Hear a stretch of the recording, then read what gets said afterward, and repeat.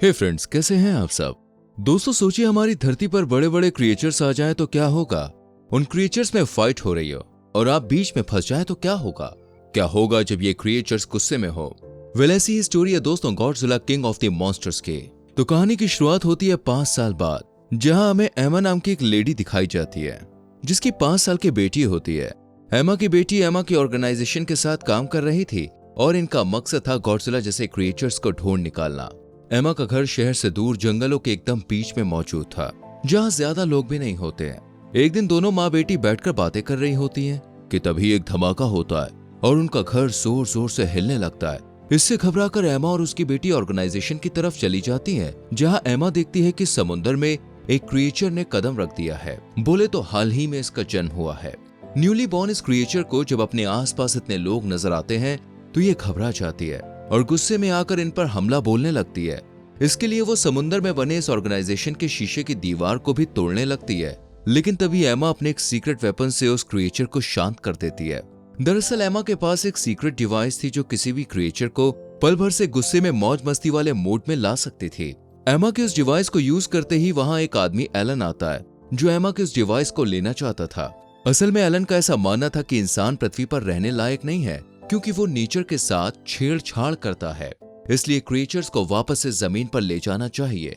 Elon एमा और उसकी बेटी को वहां से लेकर चला जाता है और उन दोनों को इसी ऑर्गेनाइजेशन के दूसरी ब्रांच में शिफ्ट कर देता है। यहाँ पे हम देखते हैं कि एमा की ऑर्गेनाइजेशन के खिलाफ जोर शोर से बहस चल रही होती है। यही एक साइंटिस्ट को पता चलता है कि एमा और उसकी बेटी को एलन किडनैप करके यहाँ पे लाया है, इसलिए वो एमा के एक्स हस्बैंड से मिलता है। वैसे आपको बता दूं कि एमा का वो सीक्रेट डिवाइस किसी और ने नहीं बल्कि इसी शख्स ने बनाया था। अब ये साइंटिस्ट एमा के एक्स हस्बैंड के पास जाता है और कहता है कि मेरे पास एक आइडिया है जिससे तुम्हारी पत्नी और बेटी भी वापस आ सकती है। एना का हस्बैंड भी इसकी बातों पर एग्री हो जाता है और ये दोनों समुद्र के नीचे अपने कंट्रोल रूम की तरफ जाने लगते हैं। यहाँ पे हम देखते हैं कि जहाँ जहाँ इनकी ब्रांच थी वहाँ इन्होंने क्रिएचर को बंदी बनाकर रखा हुआ था और अब ये उस क्रिएचर को भी ढूंढने लगते हैं। यही ये लोग गॉडजिला को भी ढूंढने की कोशिश करते हैं।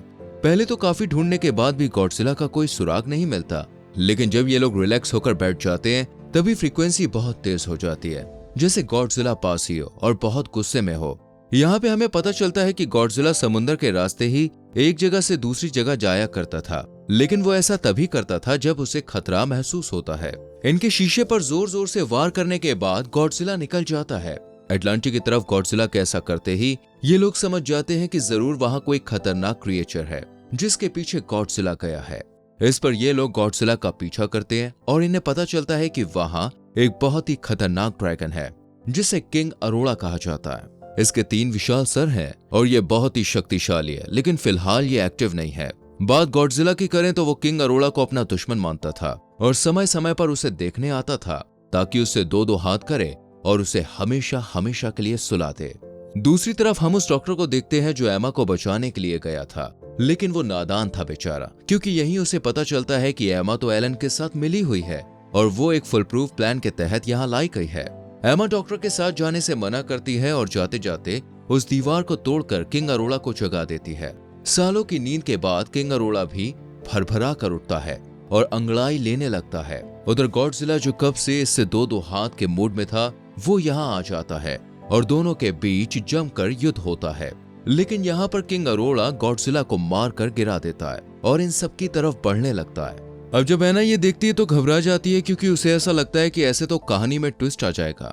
इसलिए वो अपना जादुई डिवाइस ऑन करके मॉन्स्टर का गुस्सा शांत कर देती है, जिस वजह से सब बच जाते हैं। इसके बाद सब लोग वहां से निकल जाते हैं। ऑर्गेनाइजेशन में मॉन्स्टर को ढूंढकर खत्म करने की चर्चा चल रही होती है।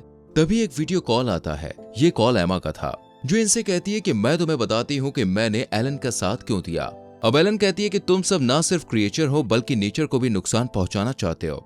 मैं इन सबको आजाद कर दूंगी क्योंकि ये हमारी मदद कर सकते हैं। ऐसा इसलिए क्योंकि इनके शरीर में रेडिएशन है। इस पर ऑर्गेनाइजेशन वाले कहते हैं कि ये क्रिएचर इंसानों को मारना चाहते हैं, तो तुम ये कैसे सोच सकती हो कि ये हमारी मदद करेंगे। इस पर एना कहती है कि तुम्हारी सोच में ही कमी है। हजारों सालों से क्रिएचर हम इंसानों के साथ ही तो रह रहे हैं, तब तो इन्होंने कुछ नहीं किया। अब जब तुम उन्हें नुकसान पहुंचाओगे तो क्या वो तुम्हारी पूजा करेंगे? जवाब तो वो भी देंगे ना।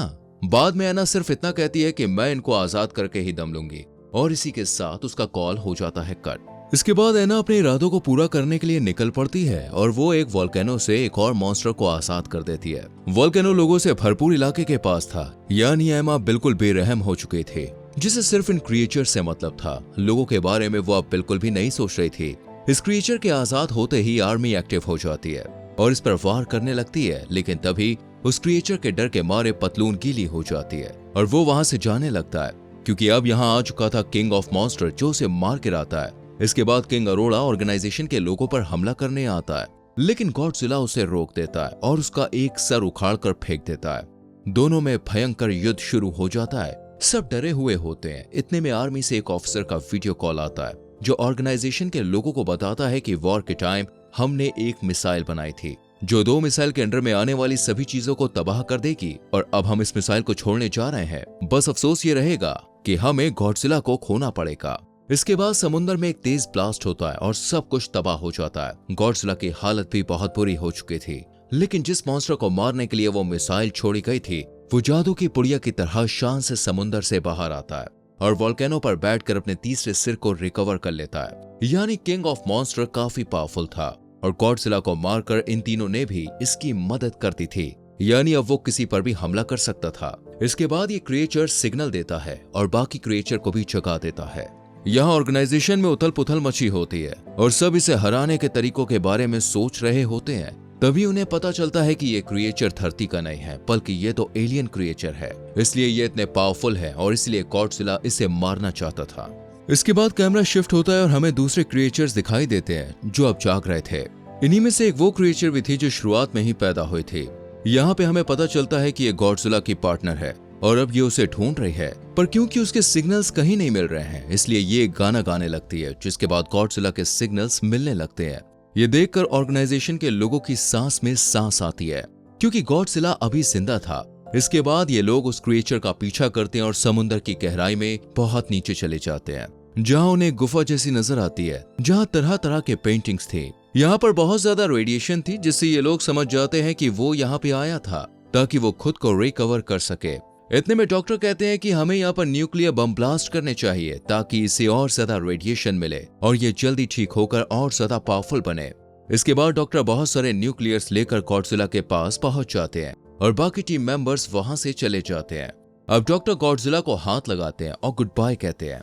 इसके बाद एक बहुत ही बड़ा ब्लास्ट होता है और समुद्र के अंदर मौजूद लगभग हर चीज नष्ट हो जाती है, जिससे गॉडजिला पहले से भी ज्यादा पावरफुल हो जाता है। दूसरी तरफ हम एमा की बेटी को देखते हैं जो एमा के डिवाइस को उठाकर माइक पर लगा देती है ताकि आसपास मौजूद सभी क्रिएचर्स शांत हो जाएं। पर किंग मॉन्स्टर को यह पता चल जाता है और वो एमा की बेटी की तरफ बढ़ने लगता है, लेकिन तभी वहां पर गॉडजिला आता है और दोनों में वॉर शुरू हो जाती है। यूं तो सब गॉडजिला की मदद कर रहे थे, लेकिन फिर भी गॉडजिला की शक्तियां अभी कम थी, जिस वजह से किंग मॉन्स्टर गॉडजिला पर भारी पड़ता है। वो गॉडजिला को मारने वाला था, तभी गॉडजिला की पार्टनर आती है, लेकिन उसे भी बीच में एक दूसरा मॉन्स्टर रोक लेता है, लेकिन वो उसे मारने के बाद आती है और खुद की कुर्बानी देकर रेडिएशन रिलीज करती है ताकि गॉडजिला को पावर मिल जाए। गॉडजिला की पार्टनर के खुद को ब्लास्ट करते ही उसके शरीर की सारी एनर्जी और रेडिएशन गॉडजिला को मिलती है।